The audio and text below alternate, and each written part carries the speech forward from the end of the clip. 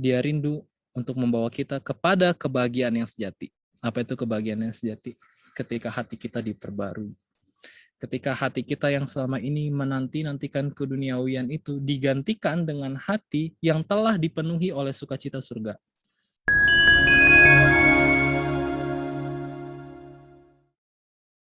Ya, sahabat-sahabat, semuanya terima kasih untuk kesempatan yang indah bisa berbagi cerita firman Tuhan kepada saudara-saudara jemaat Chen Kuang di Jakarta. Saya berterima kasih atas kesempatan yang istimewa ini, baik kepada pendeta jemaat maupun kepada setiap pengurus jemaat dan anggota jemaat. Dan saya berharap lewat pertemuan kita pada hari Sabat ini kita boleh dikuatkan dan dibangunkan untuk dapat lebih bertumbuh di dalam firman Tuhan. Sebelum kita mulai, mungkin saya mau minta maaf terlebih dahulu karena sekarang saya lagi ada di daerah, tepatnya di Kabupaten Bolang Mongondo. Pas di rumah itu ada, biasa ya di orang sini itu mereka suka putar-putar musik. Jadi mungkin akan mengganggu pelayanan, makanya saya pergi ke tempat yang lebih tenang agar ya kita bisa sama-sama membahas firman Tuhan bisa lebih fokus. Saya lagi ada di pinggir pantai. Dan semoga kita doakan agar sinyal dan devices bisa berjalan baik semuanya. Oke, sebelum itu mari kita tunduk kepala dan kita berdoa. Kita satu dalam doa. Bapa kekal yang di surga, kami bersyukur, kami berterima kasih atas hari kudus Tuhan yang Kau berikan bagi kami, agar kami boleh di-recharge kembali, bukan hanya fisik dan mental, melainkan spiritual kami juga, agar kami dapat disegarkan, dan lewat persekutuan firman Tuhan pada saat ini, kiranya firman-Mu saja yang akan ditinggikan, kami dapat diarahkan untuk menjadi pribadi yang sesuai dengan kehendak Tuhan, terlebih khusus kami dipersiapkan untuk menjadi alat-alat Tuhan yang efektif bagi pekerjaan Tuhan di akhir zaman ini. Kiranya apa yang akan kami baca dan akan kami pelajari pada kesempatan kali ini dapat membawa perubahan di dalam hati kami, dan kami boleh menggambarkan tabiat Tuhan lebih baik lagi. Ini doa kami di dalam nama Yesus, kami berdoa. Amin. Saya tadi sempat mendengar prayer request yang ada di jemaat. Ternyata jemaat Chen Kuang ini jemaat yang begitu aktif ya, punya banyak KPA dan sekolah sahabat cabang. Dan biasanya jemaat yang aktif tidak akan, artinya tidak punya masalah besar di internal jemaat. Dan saya harap pelayanan jemaat Chen Kuang dapat lebih besar lagi dan lebih banyak orang yang dapat diperlengkapi dan mendengar dan dimenangkan untuk Tuhan. Oke, pada sahabat ini saya rindu untuk membagikan satu perumpamaan yang sebenarnya ini semua satu perumpamaan, tapi Yesus bagi menjadi 3. Makanya disebut the trilogy of the lost atau trilogi yang hilang. Kalau kita buka di dalam Lukas pasalnya yang ke-15, di situ Yesus memberikan perumpamaan yang di dalam pembagian perikop dalam Alkitab itu dibagi jadi 3. Yang sebenarnya itu adalah satu kesatuan, satu paket. Karena di dalam 3 cerita ini, Yesus mau untuk menekankan satu penekanan. Baik itu di dalam perumpamaan tentang domba yang hilang, perumpamaan tentang dirham yang hilang, perumpamaan tentang anak yang hilang. Biasanya ini kita pelajari, kita bagi satu-satu. Domba yang hilang sendiri, dirham yang hilang sendiri, anak yang hilang sendiri. Tapi pada kesempatan kali ini, mari kita coba lihat di dalam, kita akan masuk detail dulu, kemudian kita lihat secara komprehensif keseluruhan dari makna perumpamaan ini. Saya yakin kita sudah belajar, sudah banyak baca tentang ini, atau mungkin saudara-saudara sudah pernah mengkhotbahkan ya. Saya sempat lihat di YouTube channelnya Chen Kuang, kayaknya beberapa bulan lalu ada juga yang bahas lost and found ya. Mungkin itu membahas juga tentang perumpamaan tentang yang hilang ini. Tapi Ini tidak apa-apa, setiap firman Tuhan yang kita pelajari selalu saja ada mutiara-mutiara baru yang akan kita dapatkan di dalam setiap pelajaran. Mari kita mulai. Dari Lukas pasal 15, kita lihat latar belakang mengapa perumpamaan ini diberikan. Saya harap kita punya Alkitab masing-masing.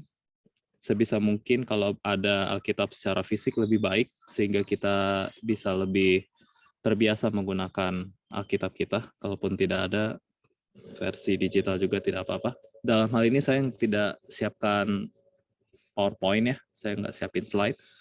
Mungkin kalau dari co-host, dari host bisa munculkan juga untuk bisa membantu jemaat melihat ayatnya juga dipersilahkan. Kita akan bahas dari Lukas pasal 15 ayat yang pertama sampai ayat 32. Walaupun waktu kita cuma hampir 1 jaman, tapi saya berharap ini bisa efektif. Kita mulai dari ayat yang pertama. Para pemungut cukai dan orang-orang berdosa biasanya datang kepada Yesus untuk mendengarkan dia. Lukas menulis ini dengan sangat hati-hati dan unik.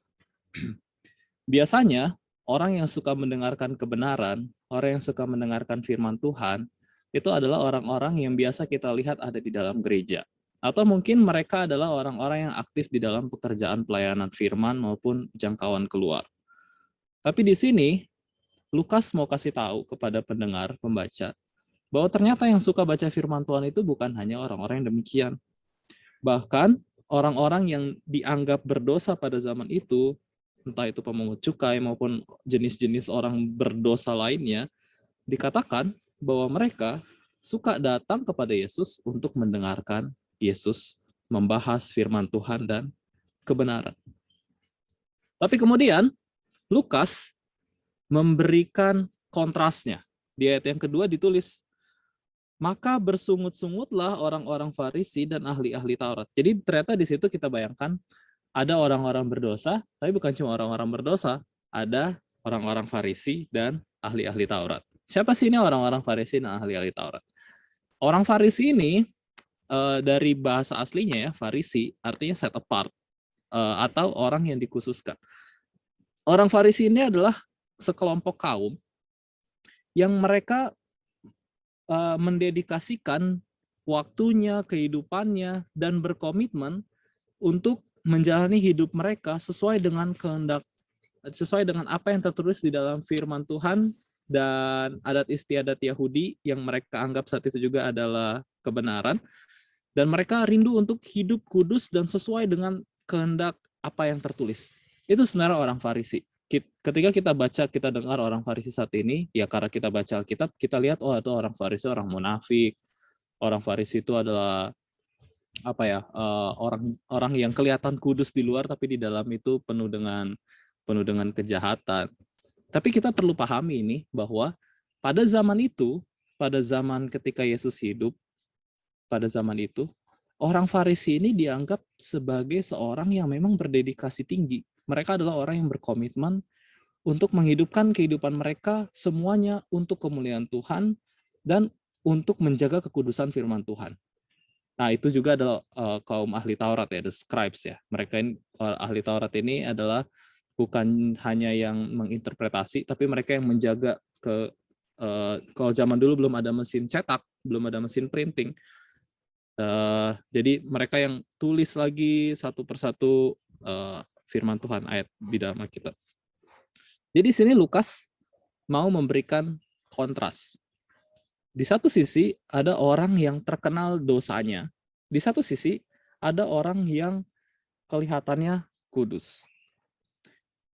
Apa yang terjadi kepada orang Farisi dan ahli Taurat? Dikatakan mereka bersungut-sungut. Kenapa mereka bersungut-sungut? Kata mereka demikian. Iya, Yesus, persungutan mereka adalah karena Yesus menerima orang-orang berdosa dan makan bersama-sama dengan mereka. Kenapa mereka bersungut-sungut? Karena ada ayat Alkitab ya. Kalau kita buka di Bilangan 9 ayat 22, coba kita buka ya supaya jelas. Bilangan 19 ayat 22, Alkitab ini. Segala yang diraba orang yang najis itu menjadi najis, dan orang yang kena kepadanya menjadi najis juga sampai matahari terbenam. Jadi bagi orang Farisi dan ahli Taurat, orang-orang berdosa ini adalah orang-orang najis. Dan kalau jangankan bergaul, makan dengan mereka saja najis. Dan pada zaman itu kalau dibilang makan bersama, itu nggak seperti kita masing-masing orang itu dikasih satu piring. Makan bersama artinya ya mereka ada di dalam satu tempat yang besar, kemudian di situ makanannya bareng-bareng gitu. Jadi ambil kayak kalau pernah lihat orang yang makan di daun pisang sama-sama ya, mungkin gambarannya seperti itu, walaupun saat itu bukan pakai daun pisang ya. Jadi atas dasar latar belakang seperti ini, tidak heran orang Farisi dan ahli Taurat menganggap bahwa makan bersama-sama dengan orang berdosa adalah najis. Sehingga mereka bersungut-sungut kepada Yesus. Kenapa kamu mengajarkan kebenaran, tapi kenapa kamu mau bergaul demikian? Nah, merespons hal tersebut, atas dasar hal tersebut, kemudian Yesus memberikan perumpamaan. Ayat 3, lalu ia mengatakan perumpamaan ini kepada mereka. Jadi konteksnya adalah Yesus memberikan perumpamaan ini untuk memberikan pengajaran. Untuk memberikan pengajaran kepada siapa? Kepada para pendengarnya. Siapa ini pendengarnya? Orang-orang Farisi ahli Taurat yang merasa mereka kudus, sehingga mereka harus menjadi eksklusif dan tidak harus menjaga diri dari orang-orang berdosa. Tapi bukan cuma mereka kan pendengarnya. Ada juga di situ orang-orang berdosa dan pemungut cukai yang selama ini dianggap adalah kaum yang najis. Nah, di dalam perumpamaan ini, dua kaum atau dua golongan ini Tuhan mau sentuh, Tuhan mau tarik. Oke? Jadi ketika kita baca Lukas pasal 15, perumpamaan tentang domba yang hilang, tiram yang hilang, dan anak yang hilang, kita harus ingat bahwa tujuannya adalah untuk bukan hanya menjangkau orang-orang berdosa ini, tapi juga Yesus mau kasih tahu ada pelajaran di situ untuk orang Farisi dan ahli Taurat. Mari kita masuk ke domba yang hilang. Kita sudah tahu lah kisahnya ya, bahwa seorang gembala dia punya 100 domba, kemudian ada satu yang hilang, akhirnya 99 itu ditinggalkan di padang gurun, kemudian dia harus cari satu yang hilang. Ketika dia dapat satu yang hilang itu, dia pulang ke rumah dengan senang, dia angkat dombanya di atas bahunya, kemudian dia panggil semua orang terdekatnya, keluarga dan tetangga-tetangganya untuk bersuka cita dengan dia. Tapi dan biasanya kalau saya sering dengar khotbah tentang domba yang hilang, saya sering dengar begini. Domba yang hilang adalah mereka yang tahu bahwa mereka hilang, tapi mereka tidak tahu bagaimana cara pulang. Oke, itu betul. Tapi yang seharusnya dipertanyakan, saya mau ajak kita untuk mempertanyakan satu hal. Kenapa domba ini hilang? Sebelum mengetahui domba ini hilang,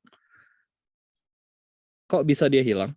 Pertama-tama kita perlu tahu sejak kapan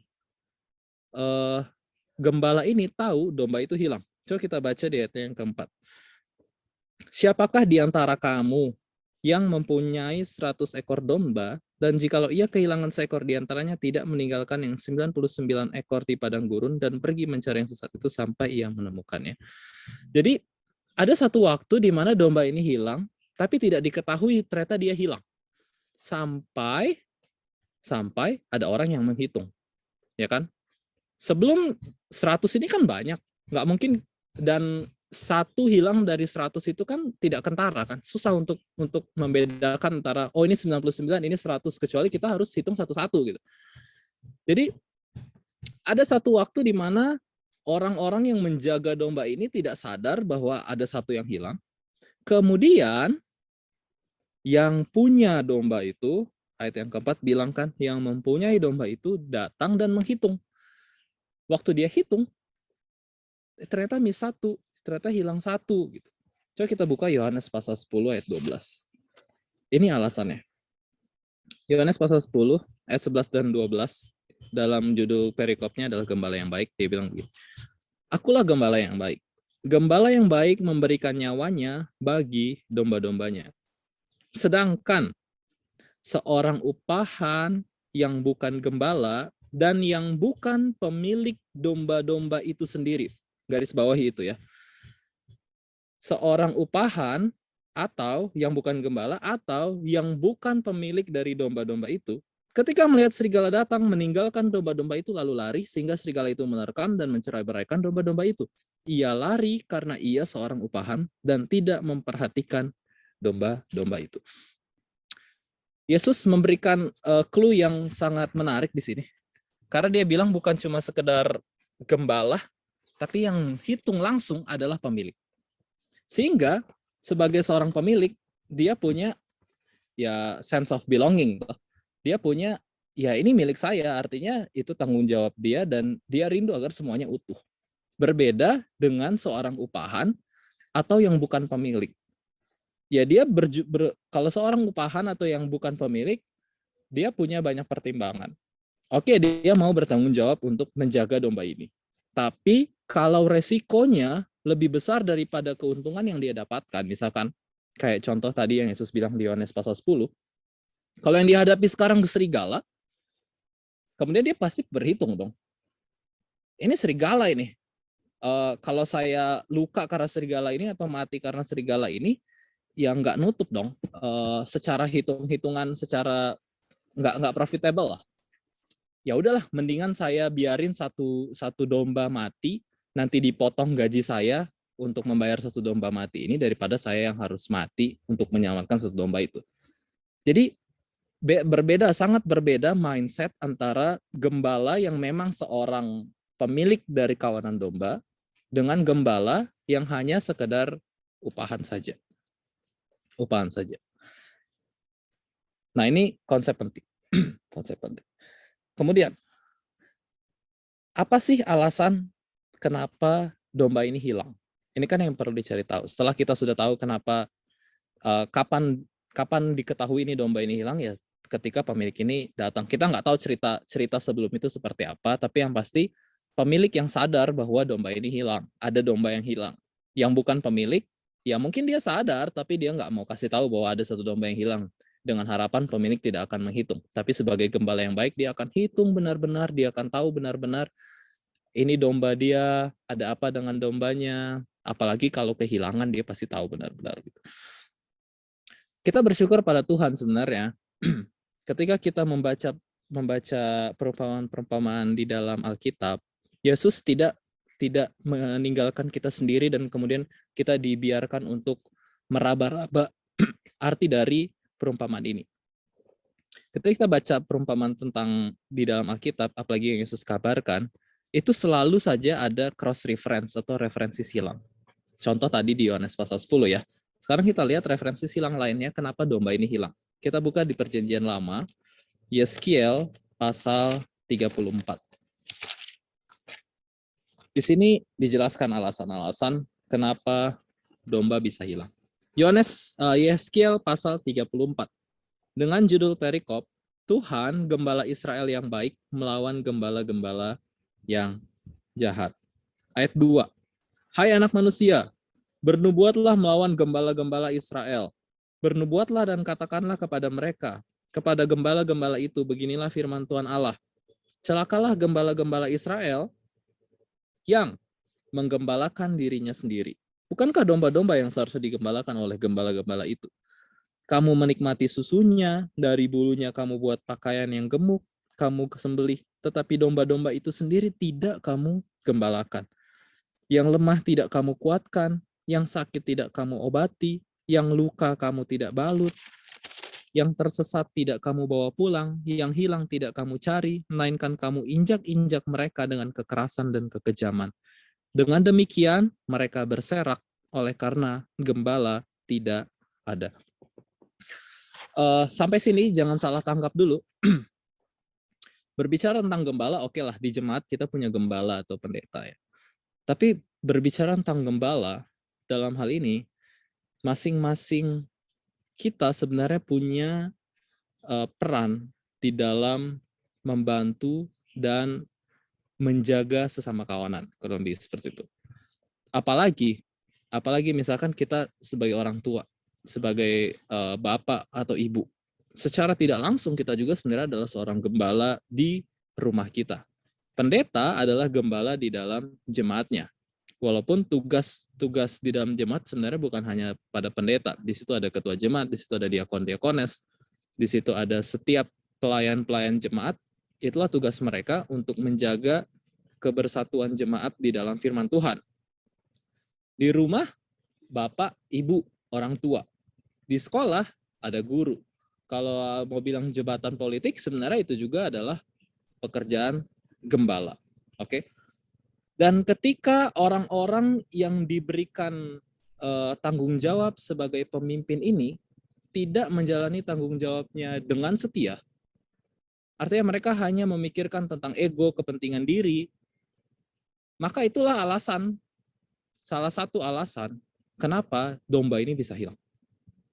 Mungkin saya sebagai orang tua terlalu banyak fokus untuk kerja, terlalu banyak fokus untuk mencari nafkah, sampai-sampai saya lupa untuk menggembalai jiwa anak-anak saya misalnya. Atau juga mungkin pendeta atau ketua-ketua jemaat, pelayan-pelayan jemaat terlalu fokus untuk outreach, terlalu fokus untuk mencari yang hilang di luar, sampai-sampai pelayanan untuk di dalam jemaat dilalaikan. Dan lain sebagainya. Oke, itu yang pertama. Tapi ada juga yang lain. Kenapa masalahnya ternyata bukan hanya pada gembala saja. Masalahnya bukan hanya pada gembala saja. Coba kita buka Yeskiel pasal 34 ayat yang ke-20. Kita bilang begini. Oleh sebab itu, beginilah firman Tuhan Allah terhadap mereka. Dengan sesungguhnya, aku sendiri akan menjadi hakim di antara domba yang gemuk dengan domba yang kurus. Oleh karena semua yang lemah kamu desak dengan lambungmu dan bahumu, serta kamu tanduk dengan tandukmu, sehingga kamu menghalau mereka keluar kandang. Jadi, ada beberapa ayat yang lain, ya rumput hijau kamu injak-injak, air minum mereka kamu buyarkan gitu.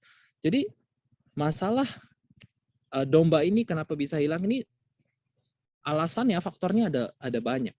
Bisa karena yang tadi serangan serigala, sehingga membuat mereka kacau balau. Bisa karena gembala yang tidak setia di dalam menjalani pekerjaannya, tanggung jawabnya. Atau bisa jadi karena ada domba gemuk, ada domba yang terlalu kuat di dalam kawanan tersebut, yang merasa superior, sehingga mereka tanduk sana, tanduk sini, menginjak-injak rumput domba yang lain, menghancurkan sumber air minum domba yang lain, sehingga domba ini terhalau keluar kandang. Jadi dalam hal ini, masing-masing kita perlu introspeksi sih. Apakah karena kelalaian saya, ketika kita melihat misalkan ada orang, anggota jemaat kita yang akhirnya dia akhirnya jauh dari Tuhan, lari dari Tuhan, atau mungkin yang sudah kita anggap murtad dan lain sebagainya. Jangan langsung bilang ya udah itu pilihan dia. Sering kan kita bilang ya udah semua orang punya pilihan, kalau dia memang mau keluar dari gereja ya udah terserah dia gitu. Tapi sebelum itu, kalau kita mau benar-benar menjadi sesama domba yang bertanggung jawab, mau menjadi pemimpin kawanan gembala yang setia di dalam melakukan tugasnya, kita perlu memiliki yang disebut sense of belonging. Bahwa domba ini adalah bagian dari saya, bagian dari kita. Kalau kita sudah punya sense itu, maka tidak akan mudah bagi kita untuk melepas orang ini untuk lari. Tidak akan mudah. Kita nggak akan biarkan. Anggap lagi lah, apalagi kalau sudah orang tua kan, kita nggak mungkin untuk membiarkan anak kita untuk bergaul di dalam pergaulan yang kita tahu itu buruk gitu. Jadi masing-masing dari kita punya tanggung jawab pribadi-pribadi, apalagi yang sudah terpilih sebagai pelayan jemaat. Ini sudah mau pergantian pelayan jemaat kan tahun 2023, apalagi yang sudah terpilih atau mungkin akan terpilih nanti, dia haruslah benar-benar seorang pribadi yang bukan hanya punya visi untuk melebarkan pekerjaan Tuhan, tapi bagaimana dia sanggup juga untuk mendekatkan orang-orang yang ada di dalam tanggung jawabnya ini lebih dekat kepada Tuhan, bertumbuh di dalam kasih karunia Tuhan, dan ya mereka juga dilatih untuk bisa menjangkau orang lain gitu. Maka kita perlu introspeksi, kita perlu lihat kepada kita masing-masing, sudahkah saya menjadi seorang Kristen sebagai sesama anggota jemaat? Sudahkah saya menjadi sesama anggota jemaat yang mendukung, mensupport, yang kalau ada sesama domba, sesama anggota jemaat yang sedang kesulitan, bukan hanya secara finansial ya, tapi mungkin kesulitan secara emosional, dia butuh dukungan secara emosional, atau mungkin dalam faktor-faktor yang lain, apakah mereka itu senang untuk datang kepada kita dan membagi keluh kesah mereka gitu. Karena jangan sampai persekutuan yang sehat, apalagi kalau di dalam kita baca di dalam tulisan-tulisan Rasul Paulus, persekutuan kekristenan yang sehat akan mengajak orang-orang yang ada di dalam persekutuan tersebut untuk bisa saling terbuka. Jadi mereka nggak mencari untuk tidak mencari jalan keluar di fellowship mereka yang lain, di circle mereka yang di luar. Seringkali kita jadinya membatasi kan. Ya udah ini circle gereja, ya udah circle gereja. Ya itu tujuannya ya cuma untuk fellowship persekutuan hari Sabat aja gitu. Padahal seharusnya dan ada baiknya, idealnya adalah persekutuan di dalam gereja itu sanggup untuk membantu jemaat ini di dalam menghadapi setiap permasalahan hidup mereka, entah itu masalah finansial, masalah emosional, masalah dalam pekerjaan juga.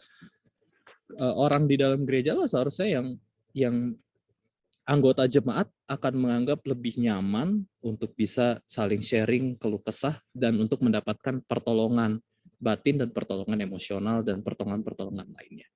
Gitu. Jadi kita kembali lagi ke perumpamaan tentang domba yang hilang. Uniknya gini.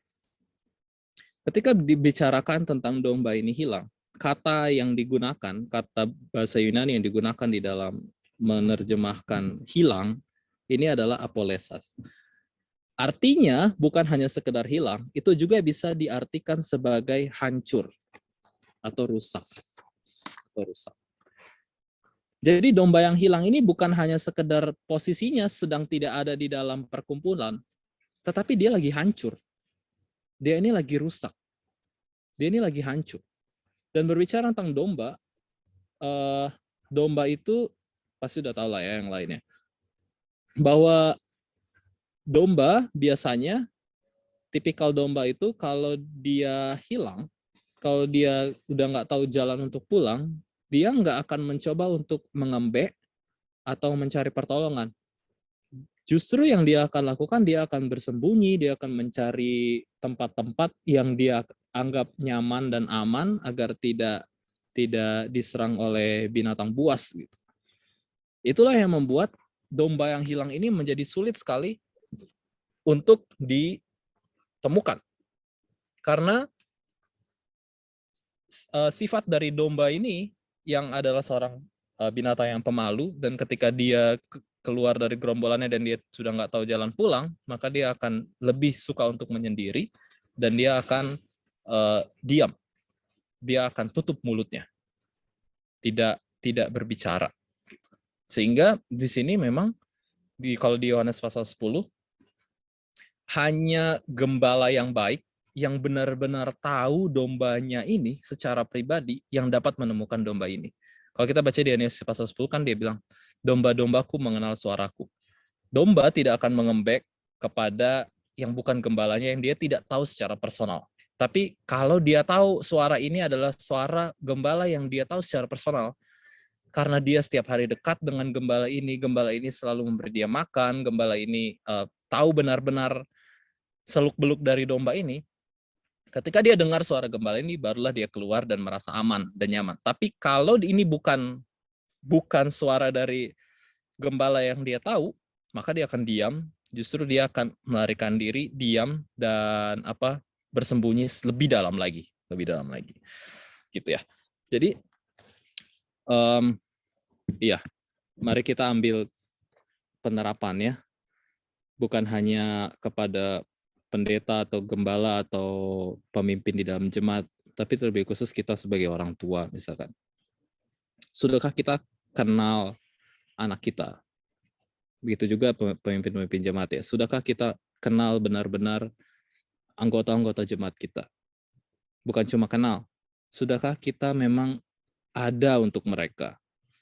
Sudahkah? Ya makanya memang menjadi pelayan jemaat itu adalah tanggung jawab yang besar. Dan menjadi orang tua juga adalah tanggung jawab yang besar. Bukan sesuatu hal yang dianggap enteng. Sudahkah kita tahu permasalahan mereka, hadir untuk mereka, dan bisa untuk menjadi ya minimal bahu untuk mereka bersender, kita bisa menjadi support mereka sehingga mereka nyaman dan kita bisa bertumbuh di dalam kebenaran dan kasih Tuhan bersama-sama. Oke. Itu tentang perumpamaan tentang domba yang hilang. Mengingat waktu, jadi saya nggak panjangin ya. Mari kita masuk ke dirham yang hilang. Bagaimana dengan dirham yang hilang?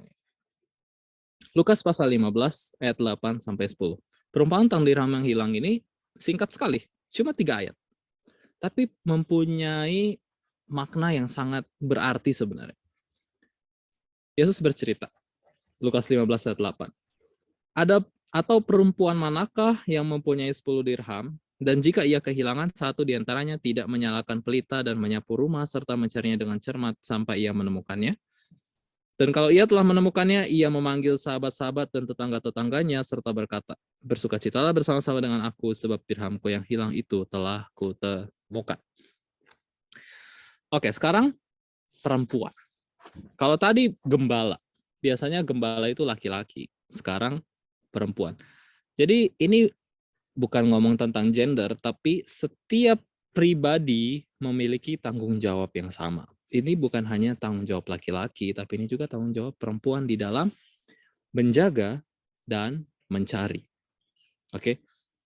Perempuan katanya punya 10 dirham. Apa sih ini dirham ini? Dirham ini kan mata uang ya.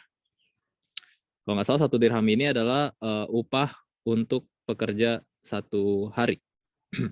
Jadi kalau 10 dirham berarti upah pekerja untuk 10 hari.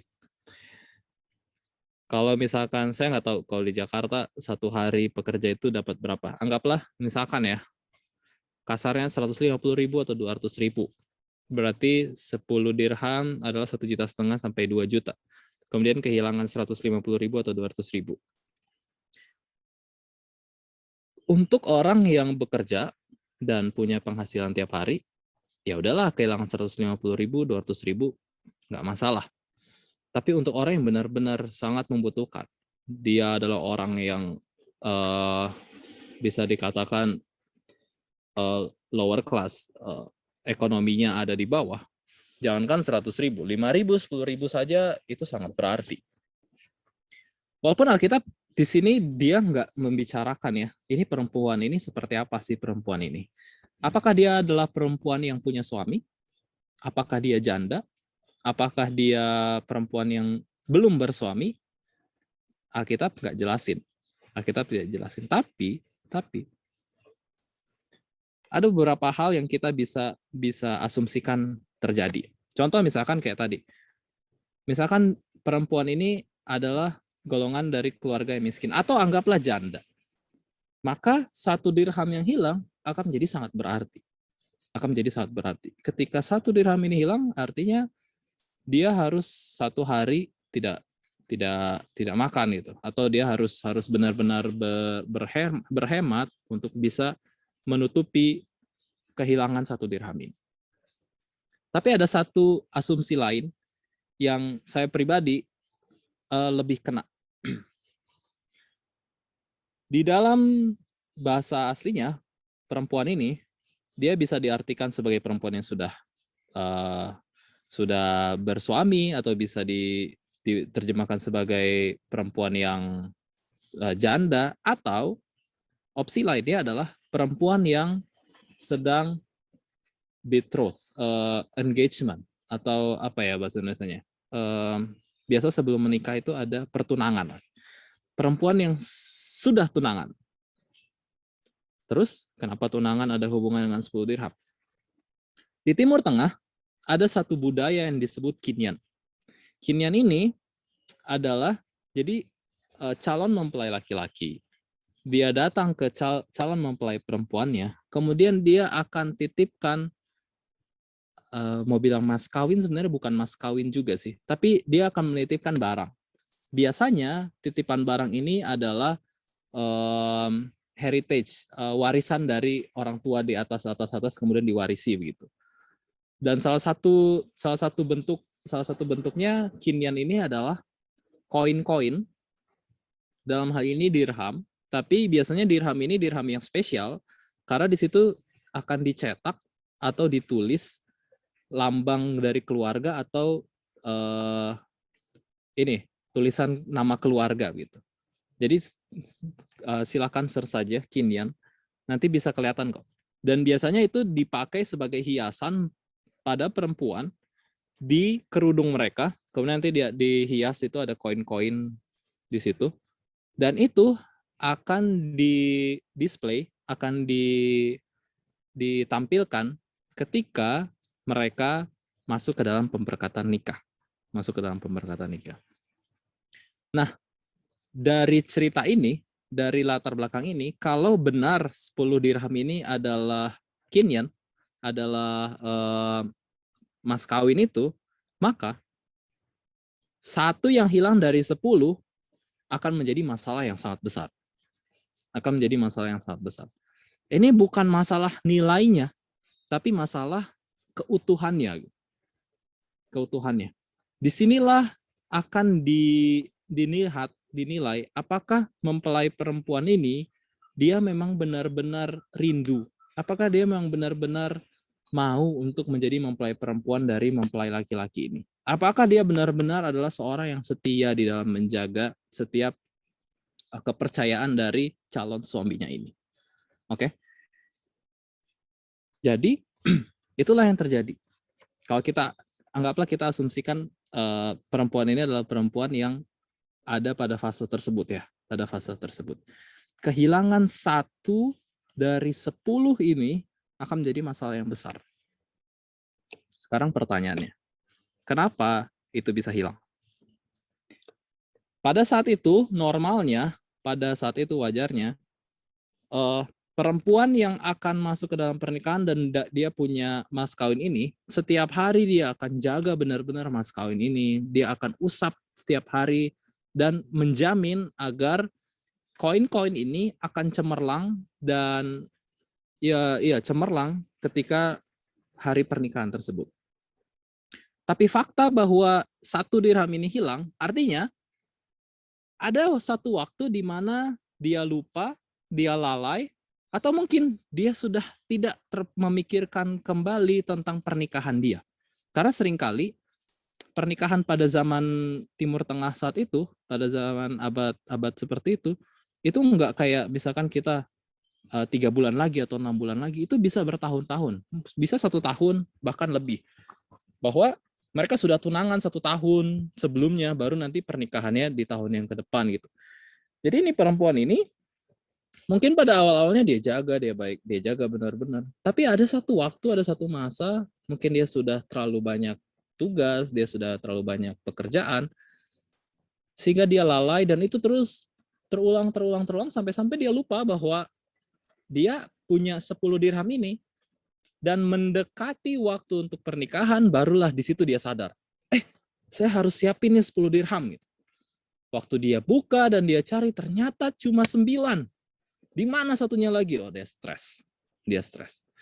Sebagai perempuan yang setia, seharusnya setiap hari, walaupun itu nanti 1 tahun atau nanti 2 tahun lagi dia menikah, kalau perempuan ini benar-benar adalah perempuan yang setia, dia akan jaga benar-benar setiap hari, dia akan lihat, dia cuci, dia bersihin, dan menjamin, memastikan bahwa itu lengkap, dan menjamin dan memastikan bahwa logam ini, dirham ini akan cemerlang, akan memantulkan gambar yang ada di situ. Tapi dia lalai. Ingat, di dalam Alkitab, perempuan adalah lambang jemaat. Perempuan adalah lambang jemaat. Dan sebagai jemaat, kita sudah dipertunangkan dengan Yesus. Sebagai jemaat, kita sudah dipertunangkan dengan Yesus. Dan ketika Yesus mau untuk mengambil kita sebagai mempelainya, dia juga mempercayakan kinyan dirham-dirham tersebut. Yang bisa kita simpulkan, itulah anggota-anggota jemaat. Itulah orang-orang yang ada di sekitar kita, yang Tuhan percayakan agar kita jaga. Kita bertanggung jawab untuk memelihara mereka. Kita bertanggung jawab untuk melihat mereka, menjaga, menghitung, tapi juga memoles. Ingat, dirham itu biasanya ada gambar wajah di situ. Sama lah kayak kalau kita lihat koin rupiah kita, di situ kan ada lambang negaranya ya. Ada atau kadang-kadang ada gambar pahlawan, tapi biasa selalu ada lambang negara. Garuda Pancasila ya. Nah, dirham ini dirham yang khusus untuk pernikahan. Biasanya di situ ada gambar juga. Entah itu lambang keluarga atau gambar dari mempelai laki-laki. Di mana gambar ini perlu cemerlang ketika di dalam pernikahan. Apa artinya? Artinya gini. Setiap manusia, ketika Tuhan menciptakan manusia, kita diciptakan menurut gambar dan rupa Allah. Kejadian 1 ayat 26 dan 27. Dan pada hari pernikahan, Tuhan rindu untuk melihat gambar itu cemerlang. Gambar itu memang benar-benar tanpa cacat celah, tanpa noda. Apa yang membuat manusia menjadi gambar dan rupa Allah sih sebenarnya? Bukan hanya sekedar secara fisik ya. Bukan hanya sekedar secara fisik kita menggambarkan Tuhan, merupakan Tuhan. Tapi lebih daripada itu, gambar dan rupa Allah yang dimaksudkan di dalam Kejadian 1 ayat 26 dan 27 itu adalah karakter Tuhan itu sendiri. Tabiat Tuhan itu sendiri kan. Sebuah tabiat yang mencerminkan kasih yang sejati tanpa syarat.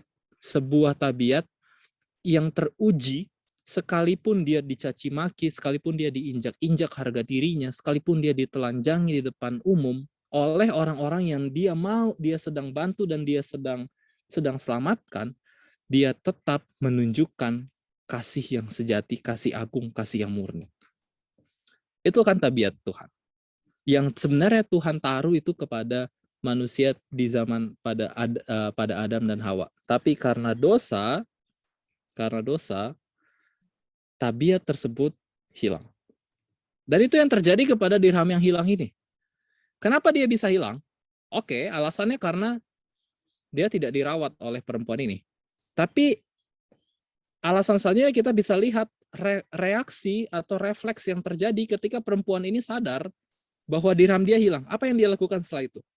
Setelah dia sadar bahwa dia kehilangan 1 dirham, segera dia menyalakan pelita dan menyapu rumah serta mencarinya dengan cermat sampai ia menemukannya.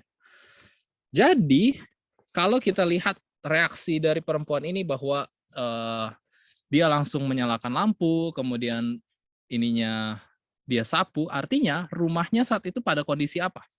Kenapa dirham ini bisa hilang? Berarti saat itu rumahnya sedang dalam kondisi gelap, minim cahaya, dan kotor. Inilah yang membuat dirham itu hilang. Dan inilah yang membuat mungkin anak-anak kita bisa hilang, anggota jemaat kita juga bisa hilang. Karena suasana gereja, suasana di dalam jemaat, suasana di dalam rumah itu gelap. Tidak ada kehangatan cahaya ilahi di situ. Dan kotor, mess up, kacau balau semuanya, tidak teratur. Ingat. Dirham yang hilang ini, hilangnya di mana? Di dalam rumah. Dirham yang hilang, dia hilang di dalam rumah. Beda dengan domba. Domba dia hilang di luar kandang. Domba yang hilang dia ada di luar kerumunan. Tapi dirham, dia hilang di dalam rumah. Jangan pernah pikir bahwa yang penting dia sudah ada di dalam gereja, anak-anak kita setiap Sabat ada di dalam gereja, dia ikut kita ke gereja dan tidak rebel, tidak keras kepala, maka ya sudah aman-aman saja. Nggak kayak gitu. Bahwa seseorang bisa hilang di dalam jemaat. Dia tetap setiap Sabat masuk ke dalam gereja. Setiap Sabat, setiap renungan pagi, dia selalu ada bersama-sama dengan kita di renungan pagi. Tapi ternyata dia hilang. Dan kenapa dia hilang? Karena itu. karena tidak dijaga, tidak dirawat. Karena kondisi di dalam rumah itu, kondisi di dalam gereja gelap. Tidak ada penerangan, tidak ada kasih ilahi yang terpancarkan di situ. Mungkin yang ada hanyalah kasih palsu, kasih semu, kasih pura-pura mungkin. Dan kotor, kacau balau, tidak teratur, tidak dirawat. Bagaimana mungkin dirham ini mampu atau sanggup untuk mencerminkan, memantulkan kembali gambar yang ada di dalam dirham tersebut? Padahal dia selama ini terbiarkan, dia hilang di sisi yang gelap dan tertutup dengan debu. Tertutup dengan debu. Gambar yang seharusnya dia cerminkan, justru sekarang dia mencerminkan debu dan tanah kan jadinya. Dan banyak sekali kita sebagai manusia modern khususnya ya, kita banyak di antara orang Kristen menganggap kita sudah kehilangan pandangan tentang apa arti dari kemuliaan surgawi. Mungkin karena setiap hari kita lihat kemuliaan-kemuliaan duniawi. Dan ketika kita bicara tentang kemuliaan, maka yang ada di dalam pikiran kita, kemuliaan itu adalah emas, berkilau-kilau, cantik, ganteng, kaya, dan lain sebagainya gitu. Padahal kemuliaan di mata surga bukan di outward look, bukan di pemandangan di luar, tapi kemuliaan yang dianggap sebagai mulia di pandangan surga itu adalah kemuliaan batiniah. Kemuliaan batiniah. Masih ingat janda miskin yang kaya? Ya Yesus bilang dia kaya kan? Di mata dunia dia miskin, tapi bagi Yesus, bagi pandangan surga dia kaya. Karena hatinya, karena batinnya, kualitas batinnya. Seringkali kita mencoba untuk menjadi manusia. Kita mau tunjukkan, nih saya manusia nih, dengan cara apa? Kita menunjukkan gelar, kita menunjukkan titel, kita menunjukkan achievement, capaian-capaian prestasi-prestasi lah, atau mungkin harta dan lain sebagainya lah. Tapi bagi surga itu bukan kemuliaan sama sekali. Itu semu itu. Itu cuma debu sebenarnya bagi surga. Bagi surga kemuliaan yang sejati itu adalah tercerminnya kembali tabiat ilahi yang dia tanam di dalam hati kita sejak dari zaman Adam dan Hawa, tapi sayangnya kehilangan karena dosa. Karena dosa. Jadi itulah masalahnya tentang dirham yang hilang. Dirham yang hilang, dia hilang dalam rumah. Jadi di sini kita bisa melihat pemaknaan dari kata hilang ini bukan hanya sekedar dia udah nggak masuk gereja, dia udah nggak lagi aktif di dalam pelayanan, tidak lagi aktif di dalam kegiatan gereja, enggak. Dalam hal ini dirham yang hilang, dia tetap ada di dalam rumah. Coba lihat kiri dan kanan kita. Mungkin saja ya, atau mungkin diri kita sendiri. Mungkin saja kita sedang hilang. Walaupun kita sedang ada di dalam gereja saat ini. Nah, untuk melihat itu, kita masuk ke perumpamaan selanjutnya. Perumpamaan tentang anak yang hilang. Perumpamaan tentang anak yang hilang ini sebenarnya, kalau bisa saya katakan adalah summary atau gabungan dari perumpamaan tentang domba yang hilang dan perumpamaan tentang anak yang hilang. Bagaimana ceritanya? Mari kita lihat. Yesus lanjut di dalam Lukas pasal 15 ayat 11. Ada seorang punya 2 anak laki-laki. Kata yang bungsu kepada ayahnya, "Bapak, berikanlah kepadaku bagian harta milik kita yang menjadi hakku." Lalu ayahnya membagi-bagikan harta kekayaan itu di antara mereka. Ini cerita di luar normal sebenarnya. Seorang bapak punya 2 anak laki-laki. Yang bungsu datang kepada bapaknya. Dia minta harta warisan. Biasanya orang kalau minta harta warisan, artinya entah bapaknya udah, dan biasanya harta warisan ini tidak diminta. Harta warisan itu diberikan. Diberikan entah di saat bapaknya sudah mau mati, dia udah rasa udah waktunya untuk memberikan harta warisan, atau memang dia sudah meninggal dan mungkin dia sudah tulis surat warisan dan tinggal dibacakan gitu. Tapi ini beda. Kejadian di sini adalah harta warisan itu tidak diberikan tapi diminta. Dan yang minta ini adalah anak bungsu. Anak bungsu minta harta warisan kepada bapaknya. Dan yang uniknya adalah bapaknya kasih. Bapaknya kasih. Ketika bapaknya kasih harta warisan tersebut, apa yang terjadi? Apa yang anak ini lakukan? Ayat 13. Tidak menunggu waktu lama. Beberapa hari kemudian, hanya dalam waktu hari, setelah dia mendapatkan semua harta warisan yang dia miliki, ya, saya mau tekankan satu hal. Ketika dikatakan bahwa ayahnya membagi-bagikan harta kekayaan itu di antara mereka, harta kekayaan yang dipakai, kata yang dipakai di sini adalah bion. Bion ini artinya adalah seluruh kehidupan bapak ini. Jadi ketika dia membagikan ini kepada anak sulung dan dia bagikan kepada anak bungsu, dia udah nggak punya apa-apa lagi. Selain ya dia tinggal sama anak sulungnya gitu, karena anak sulung yang selain dia harus menggantungkan kehidupannya kepada anak-anaknya gitu. Oke. Tapi tidak menunggu waktu lama, hanya dalam waktu hari anak bungsu ini menjual seluruh bagiannya itu lalu pergi ke negeri yang jauh. Langsung kelihatan di sini. Sebenarnya dari saat anak bungsu ini minta harta kekayaan itu, sebenarnya sudah kelihatan bahwa anak bungsu ini sebenarnya dia nggak suka sama bapaknya. Anak bungsu ini tidak mau untuk berlama-lama dengan bapaknya. Dia mungkin selama ini menunggu kapan nih bapaknya meninggal, tapi nggak meninggal, karena dia udah nggak bisa tahan lagi, akhirnya ya udah dia minta gitu. Dan terbukti saat dia minta, segera, tidak menunggu waktu lama, dia menunggunya dalam waktu harian sih, mungkin dia lagi inventarisasi sih berapa banyak yang dia punya, kemudian dia hitung-hitungan dan dia dapat penjual, dia jual semuanya. Dia nggak sisakan satu lahan sedikit pun untuk ditinggalkan di situ. Biasanya kalau seseorang punya harta warisan, kalaupun dia mau jual, mungkin karena dia kepepet, minimal dia akan sisakan sedikit bagian untuk apa? Untuk dia tetap terikat pada tanah tersebut.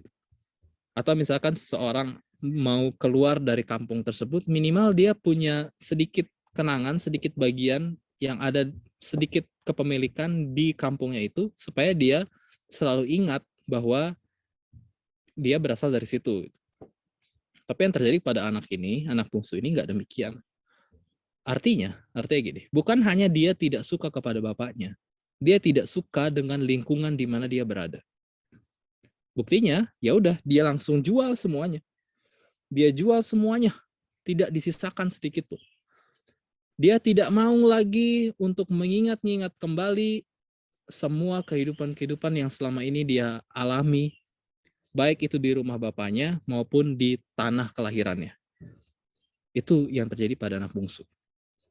Anak bungsu ini adalah seorang anak yang dibesarkan di lingkungan rohani sejak masa kecil, tapi dia tidak pernah menikmati, tidak pernah puas, tidak pernah enjoy, tidak pernah menikmati, tidak pernah bahagia di dalam satu jenis kehidupan yang seperti itu. Dan dia punya di dalam pandangannya, dia punya angan-angan untuk memiliki kehidupan jenis lain. Dan ketika kesempatan itu tiba, segera dia pergi. Saudara tahu ada banyak anak-anak di dalam keluarga Advent yang punya pemikiran seperti itu. Mungkin kita sejak kecil, dari kecil anak kita didik, kita ajak baik-baik untuk menuruti firman Tuhan dengan ketatnya. Tapi pernahkah kita bertanya bahwa mereka ini menikmati kehidupan yang demikian? Contohnya saya waktu itu juga begitu. Saya punya pemikiran seperti itu, bahwa waktu saya dibesarkan di salah satu, ya orang tua saya lumayan rohani lah. Mereka sempat berapa kali merintis membuka gereja, dan saya sejak kecil diajak untuk dibawa di dalam proses tersebut.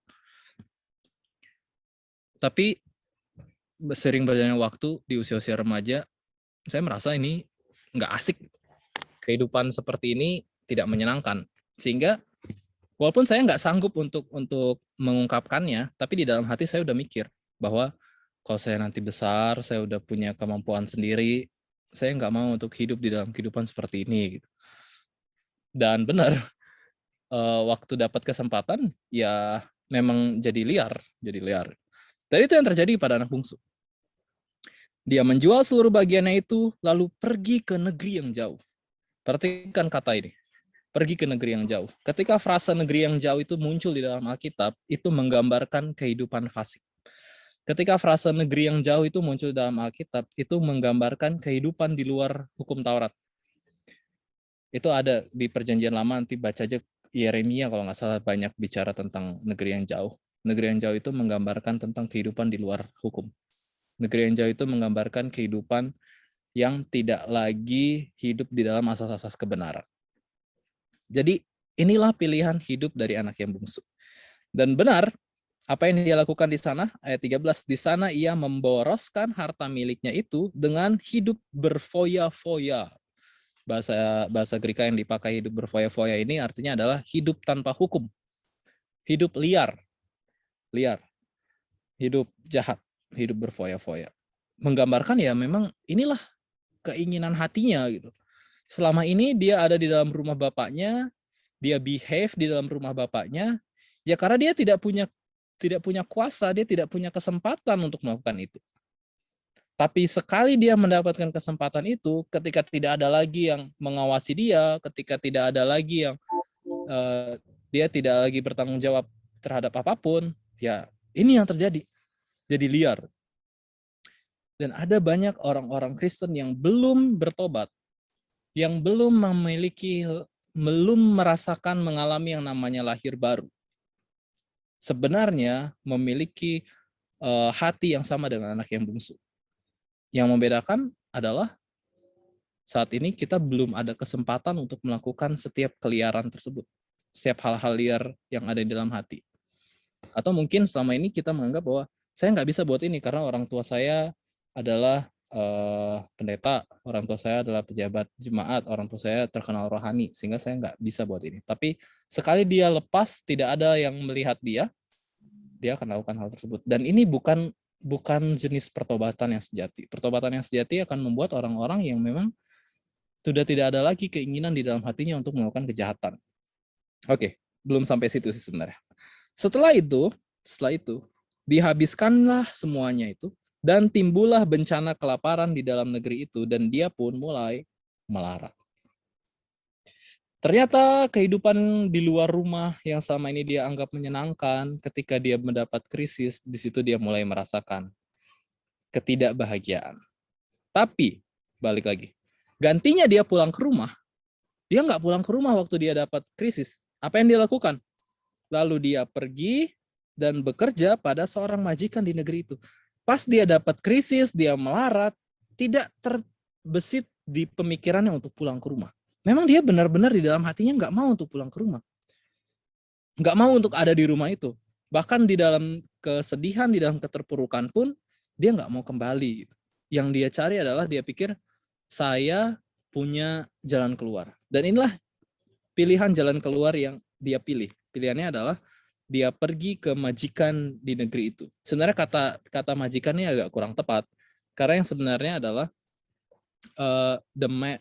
orang terkenal ya, orang terkenal di negeri itu, yang kemungkinan besarnya adalah teman dia waktu dia berfoya-foya gitu. Dia kenal orang ini karena dia waktu itu berfoya-foya bersama-sama dan akhirnya mereka kenal. Dan karena mereka kenal, dia anggap bahwa ketika dia mengalami krisis, dia anggap bahwa teman ini sanggup untuk menjadi jalan keluarnya dia. Maka dia pergi ke temannya ini untuk mendapatkan jalan keluar. Dan gantinya dia mendapatkan jalan keluar, sekarang temannya ini justru jadi majikannya dia dan dia memperhamba dirinya. Sekarang dia disuruh pergi ke ladang untuk menjaga babi. Kata menjaga babi ini sebenarnya makna lainnya bukan cuma sekedar menjaga, tapi memberi makan babi. Oke?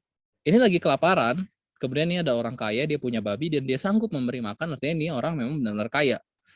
Waktu dalam kelaparan, bukan hanya tergambarkan lah kalau dia masih sanggup untuk memberikan makan hewan ternaknya, berarti dia berkelimpahan gitu.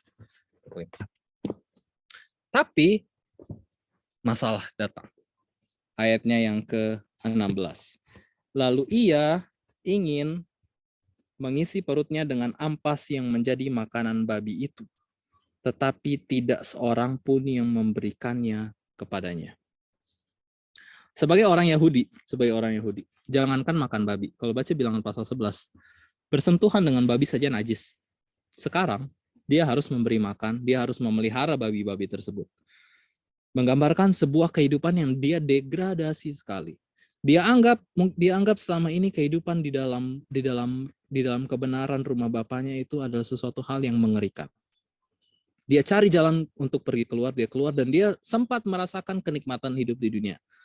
Tapi kemudian Kristus datang, kehidupannya merosot. Sekarang dari yang punya harta, sekarang dia tidak punya harta. Dari yang tidak punya harta, kemudian dia menjadi hamba. Dari yang punya hamba, sekarang dia turun lagi menjadi seorang yang memberikan makan babi.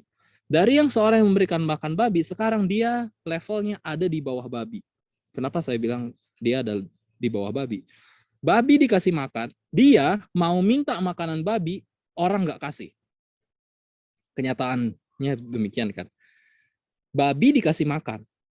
Dia mau makan makanan babi, artinya sekarang dia sedang menyamaratakan dirinya dengan babi karena dia mau makan babi kan. Tapi tidak dikasih, artinya dia sekarang levelnya ada di bawah babi. Babi dikasih makan, dia nggak dikasih makan. Inilah kondisi yang Yesus mau ajarkan di dalam perumpamaan ini tentang hidup di dalam dosa. Hidup di dalam dosa itu begitu. Bahwa kita akan merasakan kenikmatan duniawi di dalam dosa, tapi dosa akan dengan cepat membuat kita sangat terpuruk sampai kepada level yang tidak dapat diperkirakan di bawah. Nanti pada posisi seperti ini, kemudian dia menyadari keadaannya. Dia menyadari keadaannya, dia teringat dengan bapaknya. Dia menyadari bahwa ternyata selama ini bukan bapaknya yang salah. Ternyata selama ini cara dia berpikir yang salah. Seringkali kita, kalau ada anak muda di sini, seringkali kita salah paham dengan orang tua kita. Seringkali kita salah paham dengan orang-orang orang tua rohani kita. Dan seringkali sebagai orang-orang muda kita merasa bahwa apaan sih ini, sedikit-sedikit harus dilarang, sedikit-sedikit harus diatur. Minum teh nggak boleh, minum kopi nggak boleh, minum soda nggak boleh, gini, ini semua nggak boleh, ini aja nggak boleh, ini nggak boleh. Terus gimana saya mau senang gitu kan? Tapi percayalah, seiring berjalannya dengan waktu, kita akan melihat bahwa setiap larangan, setiap batasan-batasan yang diberikan oleh orang tua kita, oleh Alkitab, itu semua adalah demi kebahagiaan kita. Entah kita pelajari itu dengan iman, atau kita pelajari itu dengan pengalaman, intinya kita akan belajar itu. Ya syukur kalau kita bisa belajar dengan iman, artinya tanpa perlu mengalaminya, ya kita percaya gitu, tanpa perlu melihat kita percaya. Tapi ya kalaupun perlu melihat dan perlu merasakan, ya nggak masalah juga. Intinya masih ada Bapak yang baik di situ. Oke, akhirnya dia mau pulang ke rumah bapaknya. Dia teringat bahwa di rumah bapaknya ini para upahan-upahan ini makan dan masih ada sisa. Dan sekarang dia mau menjadi seorang upahan di rumah bapaknya. Tapi yang unik adalah di sini. Ayat 20. Maka bangkitlah ia dan pergi kepada bapaknya. Ketika ia masih jauh, ayahnya telah melihatnya, lalu tergeraklah hatinya oleh belas kasihan. Perhatikan kata itu. Ketika ia masih jauh, ayahnya telah melihatnya. Ini menggambarkan, ini bukan ketidaksengajaan ya. Ini menggambarkan bahwa sebenarnya bapak ini setiap hari nungguin anak ini. Dia selalu melihat kejauhan kapan anak ini pulang. Dan sekali dia ngelihat anak ini pulang dari jauh, dia langsung tahu ini anaknya. Padahal mungkin saat itu kondisinya sudah kacau balau, tapi dia benar-benar mengetahui bahwa ini anaknya. Tidak tunggu waktu lama, dia lari. Pada zaman itu, di kalangan orang Yahudi, orang tua lari itu tabu. Kenapa? Saat itu orang tua lari itu menggambarkan itu adalah gestur yang memalukan. Apalagi ketika orang tua yang melakukan itu. Karena dia harus angkat jubahnya, pahanya harus kelihatan dan dia lari-lari. Orang tua, Anda bayangkanlah orang tua lari-lari berjenggot, kemudian dia harus angkat jubahnya. Seperti apa dia harus berlari. Pokoknya orang tua yang lari itu adalah gestur yang mempermalukan diri. Bapak ini sudah tidak merasa, Bapak ini tidak memikirkan reputasi dirinya lagi. Bapak ini sudah tidak memikirkan apakah ini akan mempermalukan dirinya lagi atau tidak. Intinya dia melihat anak ini pulang, dia tidak tunggu anak ini untuk datang ke rumahnya, dia yang pergi ke anak ini. Kenapa?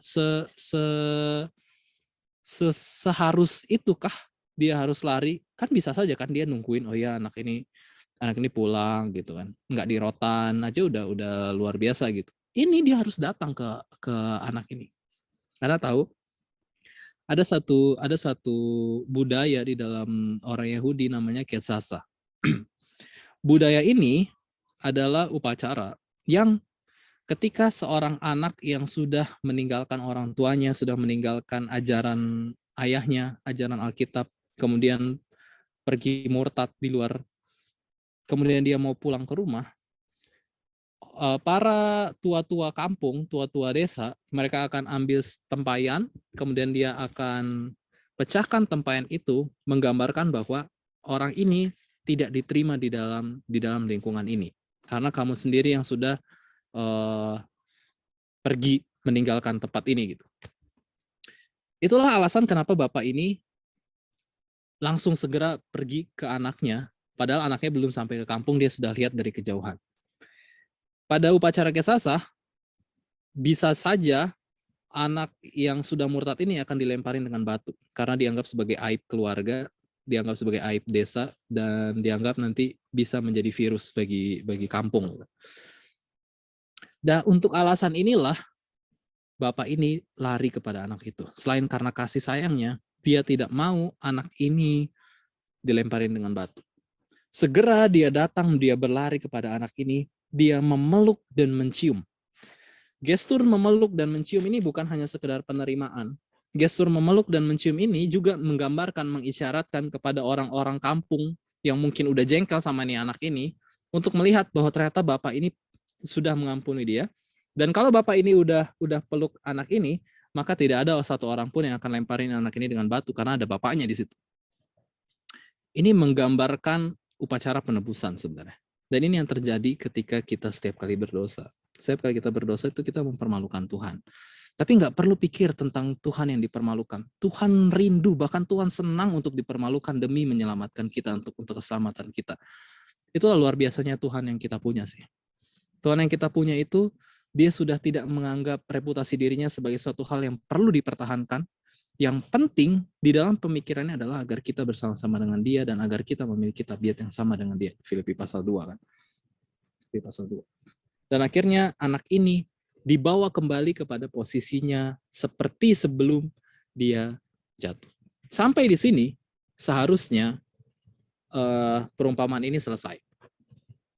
Tapi perumpamaan ini belum selesai. Yesus masih lanjutin perumpamaannya dan kita akan tutupin ya, udah segera. Anak bungsu ini diberikan jubah, anak bungsu ini diberikan cincin dan diberikan sendal. Itu ada makna-maknanya, tapi mengingat waktu. Dan salah satu hal lagi yang selanjutnya dibuat oleh bapak ini adalah bapak ini menyembelih anak lembu tambun. Lembu tambun, the fattened calf. Lembu tambun. Lembu yang secara khusus diberi makan untuk acara-acara khusus. Nanti saya jelasin acara-acara khusus seperti apa yang biasanya dipotong lembu tambun ini. Anak lembu tambun dipotong. Sekarang anak yang sulung datang. Out of nowhere lah ya. Anak yang sulung datang. Anak yang sulung berada di ladang, ayat 25. Tetapi anaknya yang sulung berada di ladang, dan ketika ia pulang dan dekat ke rumah, ia mendengar bunyi seruling dan nyanyian tari-tarian. Lalu ia memanggil salah seorang hamba dan bertanya kepadanya, apa arti semuanya itu? Jawab ayahnya, adikmu telah kembali dan ayahmu telah menyembelih anak lembu tambun karena ia mendapatnya kembali dengan sehat. Ayat 28, bagaimana reaksi anak ini? Anak sulung, maka marahlah anak sulung itu, dan ia tidak mau masuk, lalu ayahnya keluar dan berbicara dengan dia. Sekarang terbalik. Tadinya anak bungsu yang ada di luar rumah, sekarang anak sulung lah yang ada di luar rumah. Perhatikan, anak yang sulung dia ada di ladang. Ngapain dia di ladang? Dia bekerja. Dia adalah pekerja di ladang. Dia bekerja di ladang bapaknya. Oke. Waktu anak bungsu pulang, respons yang dia berikan ternyata berbeda dengan respons yang diberikan oleh bapaknya. Bapaknya senang bukan main, justru anak yang sulung marah. Anak yang sulung marah. Bukannya dia bersuka cita sama-sama dengan bapaknya, dia marah. Apa alasannya dia marah? Dia bilang, sudah bertahun-tahun aku melayani bapak. Belum pernah aku melanggar perintah bapak. Tapi kepadaku belum pernah bapak memberikan seekor anak kambing untuk bersuka cita dengan sahabat-sahabatku. Tetapi baru saja datang anak bapak yang telah memboroskan harta kekayaan bapak bersama dengan pelacur-pelacur. Maka bapak menyembelih anak lembu tambun itu untuk dia. Perhatikan kata-kata dia. Bertahun-tahun katanya dia melayani bapak. Bertahun-tahun dia bekerja untuk bapak. Perhatikan ya. Ketika pembagian harta itu, pembagian harta pada orang Yahudi itu enggak setengah-setengah. Kalau dia punya 2 anak, maka 2/3 bagian itu diberikan kepada anak sulung, 1/3 bagian dibagikan kepada anak yang bungsu. Itu baca di Ulangan 21 ayat 17. Jadi dia mendapatkan porsi lebih besar daripada anak yang bungsu. Dan fakta bahwa itu adalah sudah punya dia, jadi dia sebenarnya bukan bekerja untuk bapaknya. Gitu. Tapi balik lagi. Tapi di dalam mentalitasnya, dia menganggap dia adalah pekerja bapak. Dia melayani bapak. Mentalitas dia untuk melayani, mentalitas dia untuk menurut adalah sebagai orang upahan. Bahwa dia menantikan upah dari bapaknya. Tapi ketika anak yang bungsu ini datang, karena dia selama ini tidak menurut, kenapa bapak justru responnya kayak gitu? Sampai-sampai anak lembu tambun itu disembelih. Jadi masalahnya di sini sebenarnya adalah masalah anak lembu tambun. Dia cemburu, kenapa ini anak lembu tambun harus dikasih ke adiknya? Saudara tahu anak lembu tambun ini biasanya untuk apa? Kalau kita baca di Perjanjian Lama, anak lembu tambun ini biasanya hanya dipotong untuk orang-orang tamu-tamu khusus. Kayak Abraham ketika dia ketemu dengan malaikat, dia potong anak lembu tambun. Dan satu lagi, anak lembu tambun biasanya dikorbankan pada pernikahan anak sulung. Saya ulangi, anak lembu tambun biasanya dikorbankan pada pernikahan anak sulung. Jadi dia marah dong. Ini seharusnya untuk pernikahan saya. Kenapa ini orang yang out of nowhere tiba-tiba datang yang sudah mempermalukan keluarga, justru saya yang seharusnya dielu-elukan karena saya selama ini yang menjaga bapak saya dan saya punya prestasi luar biasa. Kenapa sekarang anak ini yang diapresiasi, kenapa saya tidak diapresiasi? Gitulah. Tapi satu hal yang di sini hilang. Satu hal yang dia miss di sini, anak sulung ini miss. Selama ini dia melayani bapaknya. Selama ini dia menurut dengan bapaknya dan ada bersama-sama dengan bapaknya secara fisik. Tapi tabiat bapaknya tidak menjadi bagian dirinya. Inilah yang membuat dia hilang. Ada begitu banyak pelayan-pelayan Tuhan. Ada begitu banyak misionaris. Ada begitu banyak orang-orang yang begitu berdedikasi tinggi untuk pelayanan mengabarkan Injil dan penyelamatan jiwa-jiwa. Tapi tabiat Tuhan tidak punya tempat di dalam hatinya. Tabiat Tuhan, tabiat Bapaknya, yang seperti yang Bapaknya lakukan, dia membagikan bahkan seluruh kehidupannya untuk keselamatan anak ini. Dia udah nggak mikir lagi tentang reputasi dirinya, dia sudah tidak pikirkan lagi tentang ini membuat dia malu. Tapi bagi anak ini, bagi anak sulung ini, nggak kayak gitu. Ini bagian dia.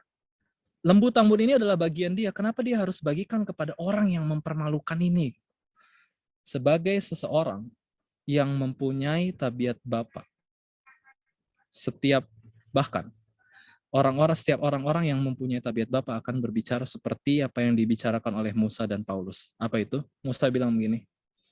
Waktu Tuhan bilang bahwa daripada keturunannya maka bangsa yang baru akan dibentuk, kemudian Musa bilang kayak gini, Bapak, biarkanlah namaku dihapus dari kitab kehidupan yang engkau tulis itu, selama orang-orang yang memberontak ini, yang berusaha untuk membunuh saya ini, yang berusaha untuk melemparkan batu ke saya ini, dapat diselamatkan. Itu yang Musa bilang. Apa yang Paulus bilang? Paulus bilang begini, di dalam kitab Roma kalau nggak salah.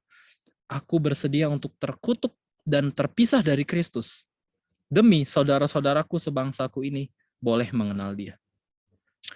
Kualitas hidup seperti inilah yang akan secara alamiah ada di dalam setiap anak-anak Bapa. Bahwa seperti Yesus, dia siap bersedia untuk terpisah dengan Bapanya. Seperti Musa dan Paulus, dia siap bersedia untuk kehilangan surga, kehilangan hidup yang kekal. Demi keselamatan orang-orang yang mempermalukan ini. Demi keselamatan orang-orang yang selama ini mencaci maki dia. Demi keselamatan orang-orang yang selama ini menginjak-injak harga dirinya. Sudahkah kualitas hidup itu ada di dalam kehidupan kita? Sudahkah kita punya sense yang seperti itu? Untuk memperoleh sense seperti itulah, Tuhan mau menyelamatkan kita. Dari sifat yang mementingkan diri. Karena gini, kita menjadi rohani, kita bisa mementingkan diri loh. Dengan cara, kita mau supaya Yesus segera datang, supaya saya cepat masuk surga. Tanpa memikirkan kerinduan Tuhan untuk keselamatan jiwa-jiwa yang lain. Itu adalah mementingkan diri sebenarnya. Sedangkan yang Tuhan buat, dia rela untuk menderita selama mungkin, selama semakin banyak orang yang dapat diselamatkan. Dan kita perlu untuk memiliki ini. Kondisi hati seperti ini tidak bisa untuk diusahakan untuk dimiliki. Kondisi hati seperti ini adalah pemberian yang akan muncul ketika kita mengalami lahir yang baru. Dan itu yang terjadi pada anak yang bungsu. Dia yang tadinya rindu untuk memiliki keinginan, dia yang tadinya punya keinginan duniawi, sekarang diubah. Anak yang sulung sebenarnya dia punya keinginan yang sama dengan anak bungsu ini. Bedanya, dia tidak ungkapkan. Dia tidak ungkapkan. Nanti ketika ini terjadi, baru dia ungkapkan. Ternyata selama ini ya dia punya kehidupan, punya keinginan yang sama dengan anak bungsu. Gitu. Bahwa selama ini dia mau untuk punya kehidupan duniawi, punya kehidupan ini yang selama ini anak bungsu lakukan. Sebenarnya itu kerinduan hatinya juga, cuman dia tidak ungkapkan. Dan untuk keluar dari jenis hati seperti ini tidak bisa diubah. Jenis hati seperti ini tidak bisa dipertobatkan. Jenis hati seperti ini tidak bisa untuk diubah atau dilatih untuk menjadi lebih baik. Ron Nubuat katakan bahwa kehidupan Kristen bukanlah sebuah kehidupan yang dimodifikasi, tapi kehidupan Kristen adalah sebuah transformasi. Artinya, hati ini bukanlah suatu hati yang patut untuk dipertahankan, kemudian kita poles dan semakin hari semakin lebih baik. Enggak. Hati ini perlu dihancurkan dan digantikan menjadi hati yang baru. Inilah hal yang Tuhan mau terjadi dalam setiap kehidupan anak manusia. Dan pelajaran-pelajaran inilah yang Tuhan mau bagikan, baik kepada ahli Taurat orang Farisi maupun kepada pemungut cukai dan orang-orang berdosa. Bahwa Bapa di surga adalah Bapa yang siap selalu untuk menerima dan bahkan mencari anak-anaknya yang hilang. Dan Bapa di surga adalah Bapa yang selalu sabar untuk menunggu pertobatan anak-anaknya dan selalu sabar kepada bahkan orang-orang yang seperti kita yang selama ini ada di dalam pelayanan tapi sebenarnya punya hati busuk, punya keinginan-keinginan duniawi yang sangat mengerikan kalau terbuka. Tapi Bapa tetap menunggu dengan sabar demi pertobatan-pertobatan kita. Dan setiap hari dia menunggu, bukan cuma menunggu, bahkan secara aktif. Secara aktif dia rindu untuk membawa kita kepada kebahagiaan yang sejati. Apa itu kebahagiaan yang sejati? Ketika hati kita diperbarui. Ketika hati kita yang selama ini menanti-nantikan keduniawian itu digantikan dengan hati yang telah dipenuhi oleh sukacita surga. Sebuah hati yang akan tetap bersyukur, yang akan terus untuk berjuang untuk menyelamatkan orang-orang di sekitar, karena dia sudah puas dan terus dipuaskan oleh kasih dari Bapa di surga. Dan saya harap kita semua bisa bertumbuh di dalam kasih Bapa. Kita mampu melihat Bapa di dalam tabiatnya yang sejati, di dalam tabiatnya yang benar, sehingga kita dengan menikmati tabiat Bapa di surga tersebut, kita juga dapat memantulkan tabiat tersebut kepada orang-orang di sekitar kita. Kepada anak-anak kita, kepada keluarga kita, kepada anggota jemaat kita, dan kepada orang-orang di luar sana yang belum kita kenal juga. Tuhan memberkati kita semua. Saya bawa dalam nama Yesus. Amin.